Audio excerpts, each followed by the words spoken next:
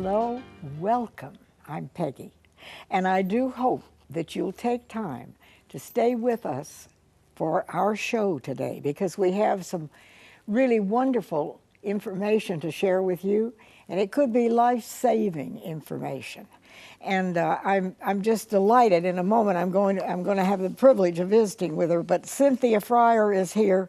She is the manager for Safe Kids Upstate. She's in the coalition, and there's nothing more important than keeping our families and our children safe. And before I introduce her, I want to share this with you. I was cleaning out some old boxes and some papers the other day, and I found this. There he is, George Washington, on his knees. And this is an old copy of a National Review.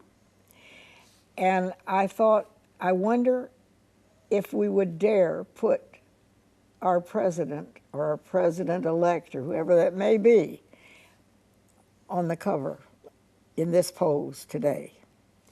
And it just spoke to my heart. And it talks about the decline of religious liberty in America. But that's an old magazine. But I just wanted to share that with you. And it shows George Washington being grateful and thanking God. And we, at this time of year in particular, need to be grateful for this nation and for our freedom and for our families. And with that, I'm going to introduce a very special lady. Cynthia Fryer is here with me. She is the manager for Safe Kids Upstate Coalition. Do I have it right? You've got it right. Okay, thank you, Cynthia. Now, you work with kids, babies to 19 years of age? That's right, 0 to 19 years of age. 0 to 19. 0 to 19. So from the time they come, they're born until they're about 19 years of age, which takes them through about their sophomore year in college. That's what we work with. All right. Now, I guess I better start at the very beginning because, like many people, and I hear the word, but I don't really know what Safe Kids does. I don't know what you do. Well, we actually work with families, children, and professionals who work with children to help prevent unintentional injuries. And that's just a fancy way of saying accident prone. So we work to make sure that children who experience injuries due to accidents or unintentional injuries, that they don't have those accidents. Because what we have found is that we just aren't really paying that much attention. For instance, when you have a motor vehicle crash, which used to be called a car accident or a traffic accident, Yes. We found that 95 to 98% of those crashes really are caused by somebody doing something that they shouldn't have been doing, i.e. they were texting or they were messing with the radio, they were distracted in some way and not really paying attention to their surroundings. So that's one way children are injured. Another way is they may not be safely buckled in their car seats. I was going to say those car seats. That's right. Take time to be sure they're in there properly. That's right. So we have a whole child passenger safety program to help parents learn how to properly install as well as properly secure their children in the car seat. We believe in having the right car seat in the right direction all the time. So we want to make sure that our children are safe. We also work with parents and children as well as professionals because it's all different. A child can learn to protect themselves and to be safe just like their parents will learn to protect them and be safe, as well as their teachers or their doctors or whoever else is working with them. So we as adults need to be great role models for our children, as well as teaching them. And then for the children to actually learn the safety rules themselves. And this is something as simple as walking across the street, Peggy. I mean, believe it or not, there is a right way and a wrong way to walk when you are walking across the street or walking with traffic. You want to make sure that you are facing the traffic. You're on the left-hand side of the road with traffic coming towards you, and you want to make sure you cross at the corners all the time, every time, and make sure you're using crosswalks and the traffic signals. That's something that, honestly, you and I have both seen it, or we've both done it, and we don't want everybody to follow that one. But you're going to a concert, or you're going to a play, or you're going to an event, and you're crossing in the middle of the street trying to get there fast. Well, if you get hit by a car, you're not going to get there too fast. So we want everyone to practice those good road safety. Okay, now just to let people know, and I didn't know anything about this until I met Cynthia. It's an international organization. Yes. It's in now 23 countries, and you have training programs and monthly meetings. We have monthly coalition meetings.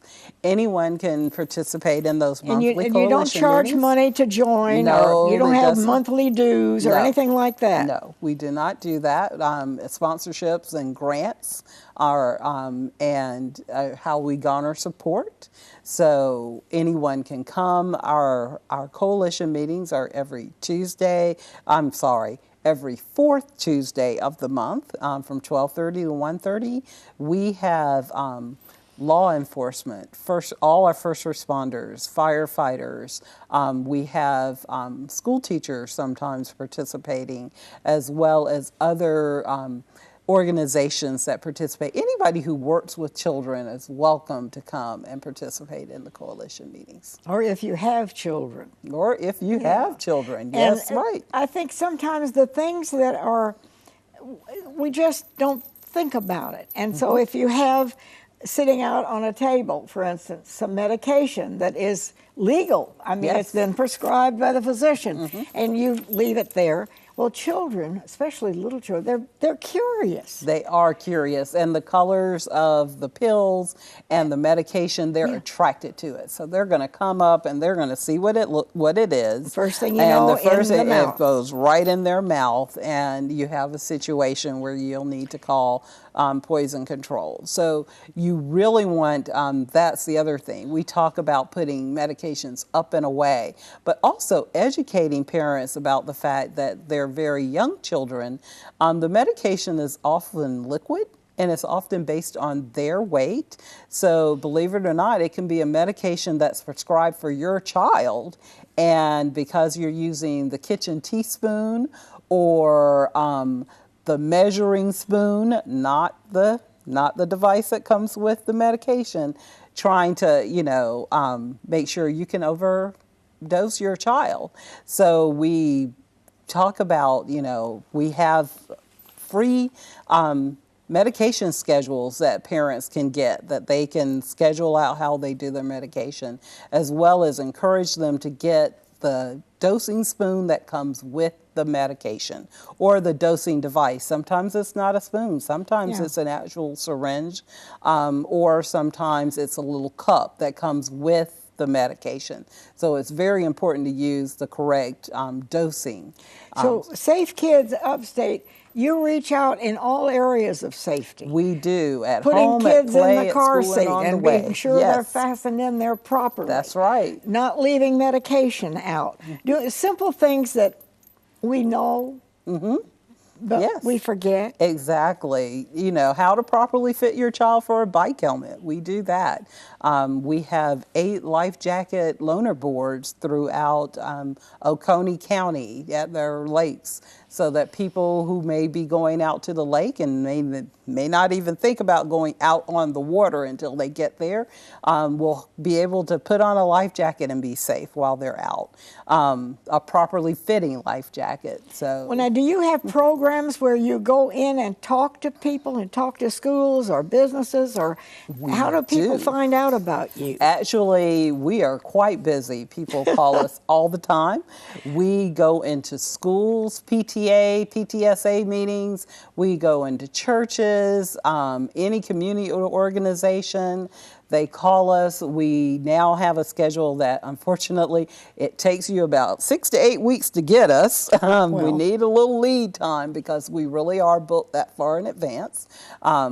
But we'll go to any organization. We even go to daycare centers and talk to the staff and the teachers there, as well as talk to the children. So we have actually programs that can reach the smallest child, to programs that talk to their parents and their and the doctors. So it doesn't matter. We can custom fit any educational opportunity. Okay, now are you an outreach to the general public? I mean, if somebody wants to become a member of Safe Kids, how does that someone work? would like to have us come out to do an education, they can simply call us at 864-454-1100 and make that request. Or if they would like to come and visit us or come to one of the coalition meetings, our coalition meetings are open,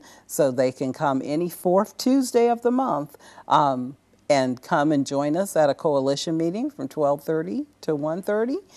It's right then lunchtime. It is at lunchtime. So where it's do a you working meet? lunch. Where? So we meet at the Patewood office, and that's 255 Enterprise Boulevard, and it's in Greenville, South Carolina. So that's where we meet, and we meet in the AB conference room. But wherever, and you do not have to pay money to become a member of Safe Kids. No. But it's an outreach to the community. So now you're here. Yes. But if somebody's in Georgia or North Carolina or whatever, they'll have Safe They Kids have a chapters. Safe Kids. I call them chapters. Yes, but they have Safe Kids coalitions, like I said, over. all over. South Carolina has 14 Safe Kids coalitions. Okay. So we are one of 14, and we cover Greenville, Pickens, and Oconee counties. So if you are interested in participating in Greenville, Pickens, or Oconee counties, and our coalition, I gave you the time for the coalition meeting for Greenville coalition, but we have coalitions in Pickens as well as in Oconee counties. So, we're going to go to a quick break, and we'll be right back. All right.